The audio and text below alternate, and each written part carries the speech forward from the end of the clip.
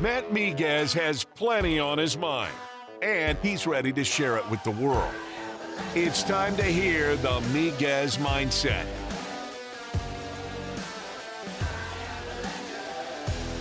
Welcome into another edition of the Miguez Mindset as college football is officially upon us. Look, there's a lot to get into here, talking about this LSU game in week 1 against Florida State, a 45-24 loss to the Seminoles for Brian Kelly and the LSU Tigers. Look, there's no way to sugarcoat it. LSU did not play well. You look at the way that the offensive line just completely failed to protect Jaden Daniels. You look at the way that the defensive backs outside of Andre Sam and Deuce Chestnut got absolutely torched. And then, to me, the most concerning thing probably has to be Harold Perkins. Spent a lot of time playing in coverage Sunday night. And, you saw last year that coverage isn't really Perkins' game. It's something he's good at, but that's not what he's best at. So there's a lot that we're going to dive into here, talking about those three aspects of the LSU game on Sunday night when they fell to Florida State. We're also going to talk about local product Keon Coleman and the night that he had for Florida State and kind of where LSU can go from here. So, you look at the way that this game went, right? 7-7 after the first quarter. LSU gets the ball first, marches right down the field, gets inside the red zone in just 2 plays, and then kind of stalls. Kept trying to run the ball, kept trying to punch it in, and Florida State had an answer for it. And then you got bailed out with a penalty on third down, got you a fresh set of downs, and you kind of did the same thing. Just kept trying to run the ball, kept getting nowhere. And then on fourth down, instead of taking the points, you went for it and you didn't get it. So that was a big momentum turn right away. LSU was able to get the ball back. A couple other possessions kind of went their way. 7-7, like I said, after one. You scored 10 points in the second quarter to give yourself a 17-14 lead going into the half. Keon Coleman had 2 of his touchdown catches, I should say, in the first half, one in the first quarter and then one in the second quarter. And then, 17-14 at the half again, you felt confident, but still something felt off. And then Florida State opened the third quarter about 5 minutes in to tie the game with a 33-yard field goal from Ryan Fitzgerald. And then after that, things kind of fell off the rails. Jordan Travis had a touchdown run at the end of the third quarter to take a 7-point lead. And then in the fourth, it was all Florida State. Keon Coleman with another touchdown pass. Jaheim Bell with a long touchdown pass from Jordan Travis. Then Jaheim Bell a couple of minutes later runs in a touchdown.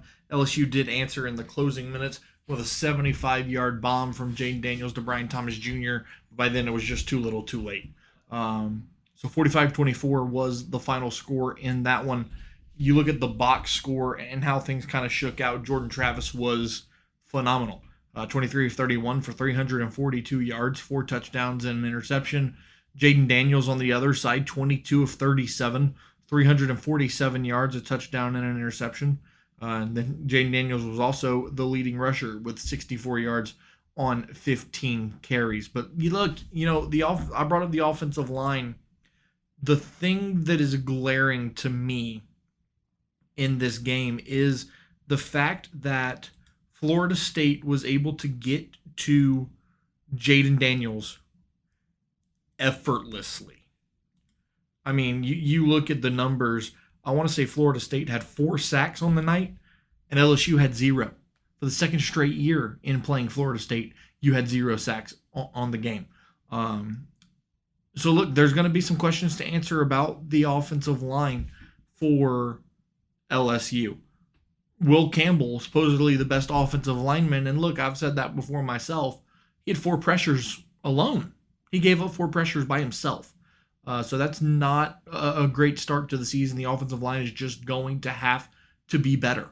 Look, you get a good opportunity against Grambling this Saturday to kind of fine-tune some things and figure out where you are and where you need to be. Because look, the SEC schedule starts immediately after that. You go to Starkville on the 16th. So you don't have time to really, fine tune and figure things out. It's now or never. So they're going to have to fix that. Look, the Harold Perkins situation to me is the most frustrating because last year as a true freshman, you saw what he could do from the outside linebacker position. He wreaks havoc on opposing defenses. He gets to the quarterback more often than not. Reminds me a lot of Micah Parsons. Just an absolute menace on the outside as an edge rusher. And I think that's exactly what you need to do with Harold Perkins. Look, if you want to use him in coverage, I'm not saying never use him in coverage. He can be a coverage guy for you, but it needs to be at a minimum 70-30 that he's rushing the quarterback and really just causing trouble for opposing offensive lines. And then the secondary, again, you knew going into 2023 that there were going to be secondary issues for LSU.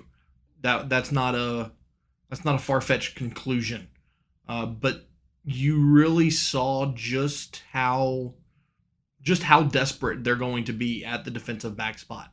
Andre Sam had a good game, like I mentioned off the top. He had 8 tackles in the defensive backfield. 5 tackles with 3 solos. Omar Spates had 8 tackles. Major Burns had 8 tackles. Zy Alexander, the Southeastern transfer, he had 7 tackles.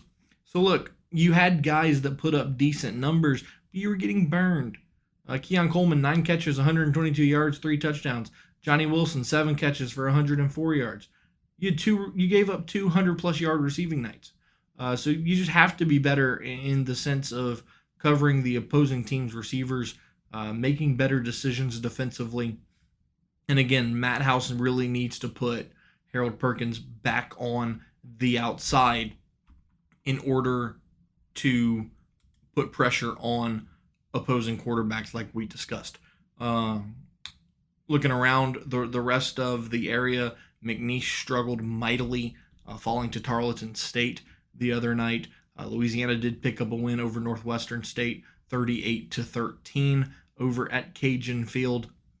And the New Orleans Saints begin their season on Sunday against the Tennessee Titans. But again, the story of today has to be the disappointment in Orlando Sunday night with LSU and Florida State. LSU falls from 5 to 14 in the AP poll that came out earlier today.